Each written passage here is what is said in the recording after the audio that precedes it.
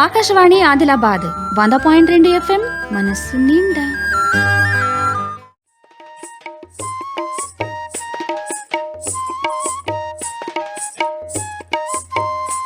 ఈరోజు ఆదిలాబాద్ వ్యవసాయ కళాశాల ఆధ్వర్యంలో ప్రొఫెసర్ జయశంకర్ తెలంగాణ రాష్ట్ర వ్యవసాయ విశ్వవిద్యాలయం 10వ ఆవిర్భావ దినోత్సవాన్ని కృషి విజ్ఞాన కేంద్రం ప్రాంగణంలో ఘనంగా నిర్వహించారు. ఈ కార్యక్రమానికి ముఖ్య అతిథులుగా ఆదర్శ రైతులు బక్కి గోవర్ధన్ యాదవ్, బోరంచు శ్రీకాంత్ రెడ్డి, కేమ లక్ష్మణ్ హాజరవ్వగా కృషి విజ్ఞాన కేంద్రం సమన్వయకర్త డాక్టర్ వై ప్రవీణ్ కుమార్, ఆదిలాబాద్ వ్యవసాయ కళాశాల associate dean doctor Sridhar Chauhan, వ్యవసాయ పరిశోధనా స్థానం ప్రధాన శాస్త్రవేత్త డాక్టర్ బి రాంప్రసాద్, ఇంకా వ్యవసాయ కళాశాల ప్రొఫెసర్లు, విద్యార్థులు, రైతులు పాల్గొన్నారు. ఈ కార్యక్రమంలో ముందుగా వ్యవసాయ విశ్వవిద్యాలయ రూపాంతరాన్ని గురించి వివరిస్తున్నారు కృషి విజ్ఞాన కేంద్రం సమన్వయకర్త doctor Y Praveen Kumar. 1965లో Andhra Pradesh agriculture యూనివర్సిటీగా start అయింది ఈ యూనివర్సిటీ.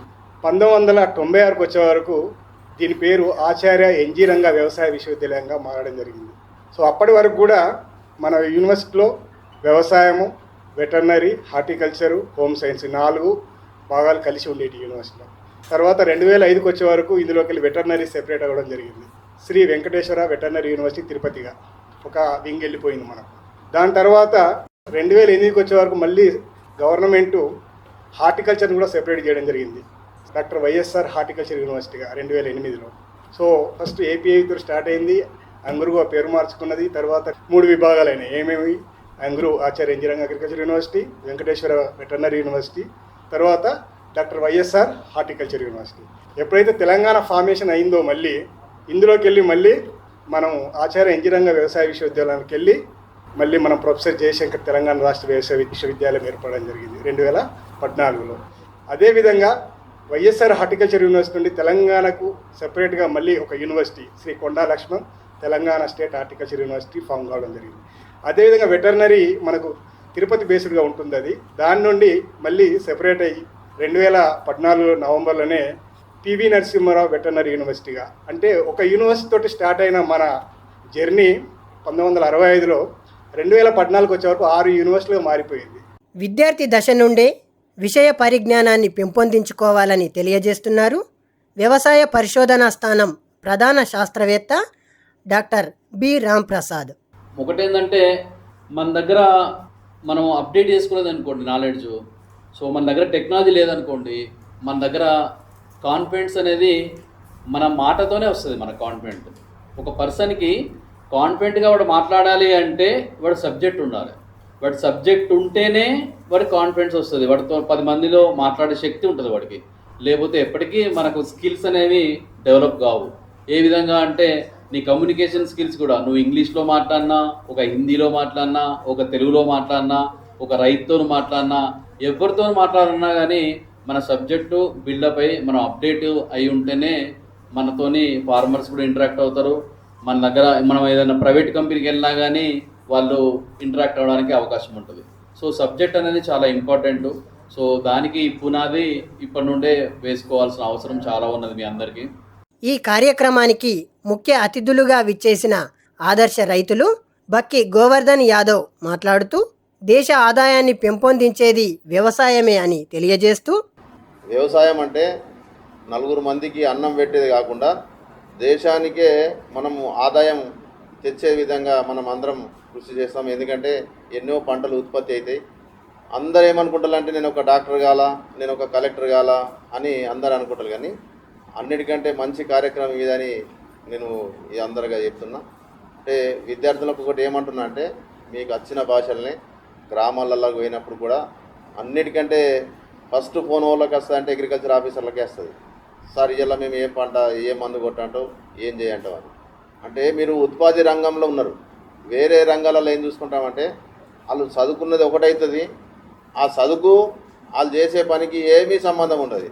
కానీ ఒకటేమంటే మీరు ఇక్కడ ఏం చదువుకుంటారో ప్రాక్టికల్గా మన రైతులతో మనకి మీరు అదే చెప్పబడుతుంది. అందుకోసం కానీ మంచిగా కష్టపడి గ్రామాలలో పోయి కొందరు మంది రైతుల్ని మంచిగా మీరు ఇంటర్వ్యూ చేసి ఏం చేస్తే బాగుంటుంది, ఏం లేదు మీరు చేసే పని. మనకు ఏదైనా గ్రామాల్లో ఇచ్చినప్పుడు మనం పోకన్నా ముందు అక్కడ ఉత్పత్తి ఎంత ఉండే, మనం పోయిన తర్వాత మనం ఇచ్చే సలహా సూచనలతోని అక్కడ ఏ వరకు అంటే మొత్తం మంది రైతులైతే ఎప్పుడు తీసుకోరు, కానీ ఉన్న రైతులల్లా మనం చెప్పే దాని మీద ఎంత ఉత్పత్తి పెరిగిందంటేనే మనం చేసిన పనికి సాంద్రత ఉంటుంది. ఎందుకంటే ఎక్కడ లేని విధంగా మీకు గౌరవం దొరుకుతుంది గ్రామాలల్లో. ఓటమి నుంచే గెలుపు మొదలవుతుందని వివరిస్తున్నారు ఆదర్శ రైతు బోరంచు శ్రీకాంత్ రెడ్డి.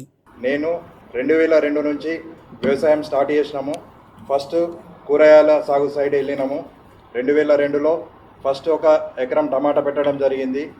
అది దాని తర్వాత 2003లో 1 ఎకరం టమాటా 2 ఎకరాలు బ్రింజాలు పెట్టడం జరిగింది. 2004లో ఒక 10 ఎకరాలు టమాటో పెట్టడం జరిగింది.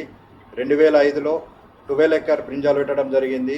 అక్కడి నుంచి మొత్తం మేము వెజిటేబుల్ ఫీల్డ్ సైడ్ వచ్చినాము. దాని తర్వాత 2015లో 9 ఎకరాలు పాలి హౌజులు ఏకకాలంలో పెట్టడం జరిగింది. పాలి హౌజులు పెట్టకన్నా ముందు మా తమ్ముడు నేను 3 సంవత్సరాలు దాదాపు త్రూఅవుట్ ఇండియా తిరిగినాం. పాలి హౌజులు అంటే సక్సెస్ స్టోరీ ఏడా ఉంది, ఫెయిల్యూర్ స్టోరీ ఏడా ఉంది. ఇప్పుడు మీకు తెలియాల్సింది ఏమంటే మీరు ప్రాక్టికల్గా అన్నీ తెలుసుకోవాలి. ఎందుకంటే సక్సెస్ స్టోరీ అన్నది చూస్తే మనకేమీ దాడ ఉపయోగం ఉండదు. ఫెయిల్యూర్ స్టోరీ ఎప్పుడైతే చూస్తామో వీళ్ళు ఎందుకు ఫెయిల్ అయినరు, ఇది ఎందుకు ప్రాజెక్ట్ ఫెయిల్ అయింది, మనం దీన్ని ఏం చేస్తే సక్సెస్ అవుతుంది అన్నది మనం ముఖ్యంగా నేర్చుకోవాలి. ఎందుకంటే మనకు ఎప్పుడైతే ఓటమి ఉంటుందో ఆడికెళ్ళి గెలుపు స్టార్ట్ అవుతుంది. ఇప్పుడు సక్సెస్ స్టోరీ అని చెప్తాం, అన్నీ వింటాము, ఇట్లా వదిలేస్తాం. ఫెయిల్ అయినప్పుడు దాని గురించి ఎందుకు ఫెయిల్ అయినదని ఆలోచిస్తాం. కాబట్టి దాంట్లో మనం ఏం చేస్తే బాగుంటుంది అన్నది కూడా మనకు మెయిన్ ముఖ్యం. పంటల్లో అధిక దిగుబడులు పొందుతున్నామంటే దానికి కారణం శాస్త్రవేత్తలే అంటున్నారు ఆదర్శ రైతు కేమ లక్ష్మణ్. ఈ రైతులకు శాస్త్రవేత్తలకు ఎంతో దగ్గర అనుసంధానం ఉంటుంది. ఏదైనా కానీ మేము వ్యవసాయంలో చూస్తున్నాం కదా, శాస్త్రవేత్తల నుంచే అన్ని ముందుకు వస్తున్నాయి. ముందు మాకు డ్రిప్ గుర్తు లేకుండే, స్ప్రింక్లర్ గుర్తు లేకుండే, ఇవి ఏవి గుర్తు లేకుండే. ఈ బీటీ రకంసుగా ఇక్కడ మన కేవికలో చూసే మేము అక్కడ చేనులో పెట్టినాం. ఇప్పుడు ఆ విధంగానే డ్రిప్తోని కానీ స్ప్రింక్లర్తోని కానీ అప్పుడు మేము 5 కుంటాలు తీసుకెళ్ళాము, ఇప్పుడు 15 కుంటాలకు వచ్చింది పత్తి పంట కానీ ఏ పంటలన్నా కానీ. ఈ శాస్త్రవేత్తలు చెప్పిన విధానంగానే ఈ పురుగు మందును గురించిగా మన ప్రవీణ్ సారు 45 డిగ్రీల ఉష్ణోగ్రతల సుగా పింకు బోల్ ఎట్లా వస్తుంది, మనం ఎట్లా కంట్రోల్ చేయాలని ఆ రోజులల్లో మనకు చేనులలో పెట్టి ఎన్ని పురుగులు పడుతున్నాయి, ఏం చేస్తున్నాయని అప్పుడు దివ్య దేవరాజన్ కలెక్టర్కు చాలా మంచి సలహాలు ఇచ్చి పెంకు బోల్ వాడిని కంట్రోల్ చేసిందంటే మన శాస్త్రవేత్తలు సార్. మన ఆదిలాబాద్ నుంచే వీళ్ళు గ్రాంట్ ఇలా ఇంత మంచి పంట పండిస్తున్న ఆదిలాబాద్లు అంటే మన శాస్త్రవేత్తలు చెప్పిన పుణ్యమే. మీలుసుగా ఇంత పెద్ద చదువు చదివిన దానికి రైతులకు ఇంకా మంచి మంచి టెక్నాలజీ, ఎందుకంటే ఇలా డ్రోమ్ కానీ ఇంకా ఈ సోలార్లు కానీ ఇప్పుడు ఈ కరెంటు ప్రాబ్లం రాకుండా ఇంకా అధిక పంటలు పండించేటి. ముందు ఒక 50 కిలో బ్యాగ్ అన్నా రైతు ఎత్తుకోపోతుండే చేనులకు, ఇలా 25 కిలో తీసుకుపోకలే, 5 లీటర్ల నీళ్లు తీసుకుపోకలేదు. అటువంటి దృష్టిలో పెట్టుకొని ఇంకా మంచి మంచి టెక్నాలజీ తెచ్చి రైతులకు ఇంకా మనకు అందుబాటులో ఉంటే ఇంకా అధిక దిగుబడులు పండిస్తారని మేము కోరుకుంటున్నాం. వ్యవసాయ విశ్వవిద్యాలయ పరిధిలో ఉన్న వ్యవసాయ పరిశోధన స్థానాలు, కృషి విజ్ఞాన కేంద్రాలు, డాట్ సెంటర్ల పనితీరును గురించి వివరిస్తున్నారు వ్యవసాయ కళాశాల assistant professor doctor M Suresh. పరిశోధన విషయానికి వస్తే మనకు వాతావరణ మండలాల ఆధారంగా 3 విభాగాలుగా ఉన్నాయి. మనకు ఉత్తర తెలంగాణ మండలము, దక్షిణ తెలంగాణ మండలము, మధ్య తెలంగాణ మండలం. ప్రతి వాతావరణ మండలాల్లో అంటే ఈ ఉత్తర తెలంగాణ, మధ్య తెలంగాణ అండ్ దక్షిణ తెలంగాణ ఇవన్నింటిలో కలిపి మనకు సుమారుగా 15 వ్యవసాయ పరిశోధన స్థానాలు ఉన్నాయి. వీటన్నింటిలో కూడా ముఖ్యంగా జరిగేది ఏంటంటే రైతు స్థాయిలో రైతులకు కావాల్సిన అంటే రైతులకు అనుకూలమైన వాతావరణానికి అనుకూలమైన రకాల రూపకల్పన, సాంకేతిక అభివృద్ధి అంటే చీడపీడలను తట్టుకునే రకాలు కానీ లేకపోతే రైతుల ఆదాయాన్ని పెంచే దిశగా మనకు పరిశోధనలు అనేవి ముఖ్యంగా జరుగుతున్నాయి. సో ముఖ్యంగా మనకు అల్టిమేట్ ఏమైందంటే రైతు ఆదాయాన్ని పెంపొందిస్తూ రైతుకు కావాల్సిన వంగడాలు కానీ హైబ్రిడ్స్ కానీ టెక్నాలజీ కానీ డెవలప్ చేయడం ఈ రీసెర్చ్ స్టేషన్లో ముఖ్యంగా జరుగుతుంది. విస్తరణ విభాగానికి వచ్చినప్పటికీ మనకు ఈ విస్తరణలో ముఖ్యంగా 2 ఉన్నాయి, 2 విభాగాలు, డాట్ సెంటర్స్ అండ్ కృషి విజ్ఞాన కేంద్రాలు. ఈ డాట్ సెంటర్ మనకు district agriculture advisory transfer of technology, మనం ఏరువాక కేంద్రాలని చెప్పుకుంటాం. అంతేకాకుండా కృషి విజ్ఞాన కేంద్రం.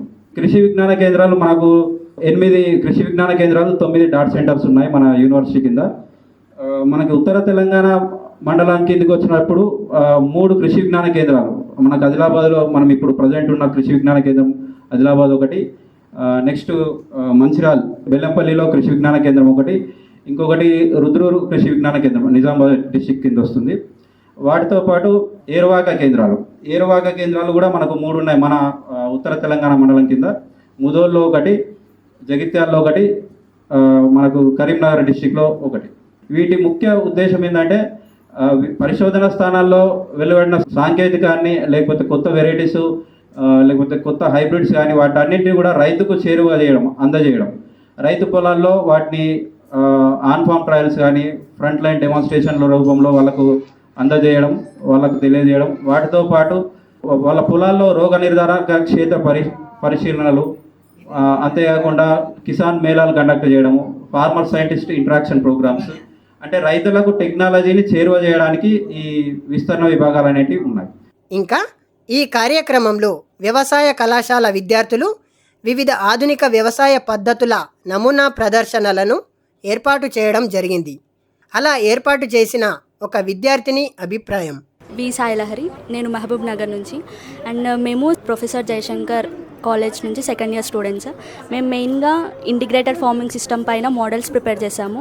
అండ్ ఇంటిగ్రేటెడ్ ఫార్మింగ్ సిస్టమ్ ఏంటి అంటే మెయిన్గా సస్టైనబుల్ అగ్రికల్చర్ ప్రాక్టీస్ అంటే ఎక్కడ ఏ వేస్ట్ లేకుండా అన్ని రిసోర్సెస్ని ఎఫిషియెంట్గా యూజ్ చేయడం. మేము ఇక్కడ అన్ని కాంపోనెంట్స్ని పెట్టినాము.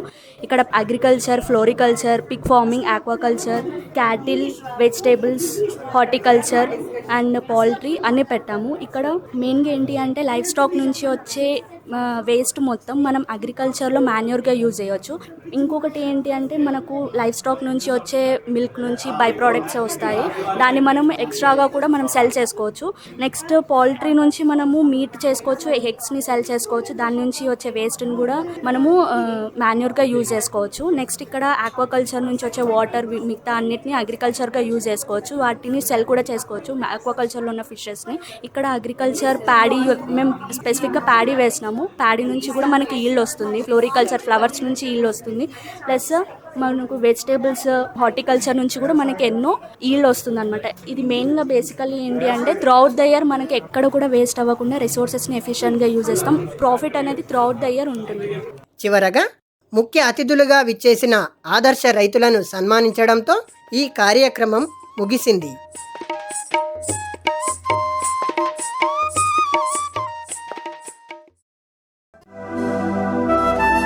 ఆకాశవాణి ఆదిలాబాద్ 100.2 FM మనస్సు నిండా.